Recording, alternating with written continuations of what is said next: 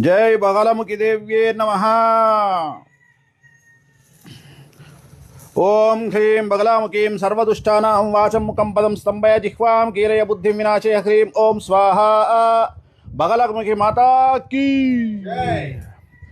ఉదయం నుండి చాలామంది సన్నిహితులు ఫోన్ చేస్తూ ఉన్నారు. స్వామి, నిన్న సమంత వివాహం జరిగింది.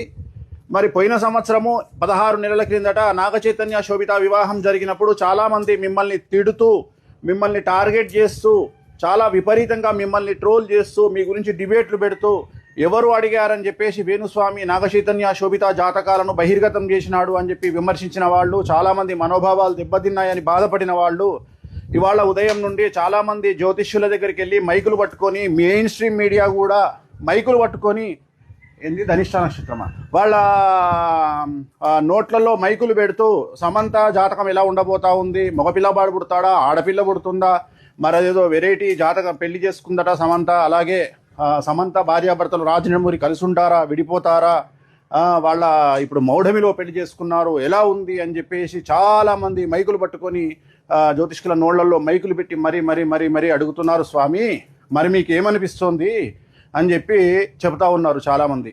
సో చాలామంది అడిగినప్పుడు జ్యోతిష్కులు ఏం చేస్తారు, అడిగారు కాబట్టి చెప్తారు. అంటే వాళ్ళు ఏం క్వశ్చన్ అడుగుతున్నారు నన్ను అంటే, మరి ఇప్పుడు సమంత అడిగిందా, రాజనమూరి అడిగాడా, మరి వీళ్ళు ఎందుకు వెళ్ళి మైకులు పెట్టి జ్యోతిష్కుల దగ్గరికి వెళ్ళి జాతకాలు చెప్పమని అడుగుతున్నారు స్వామి, మీరేమైనా దీని మీద స్పందిస్తారా అని పొద్దున్న నుండి ఫోన్లు చేస్తూ ఉన్నారు.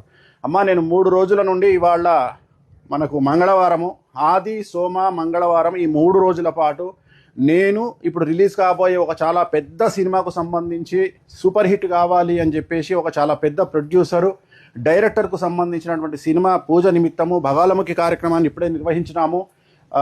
సో నాకు వీటి పట్టింపులు ఏమీ లేవు.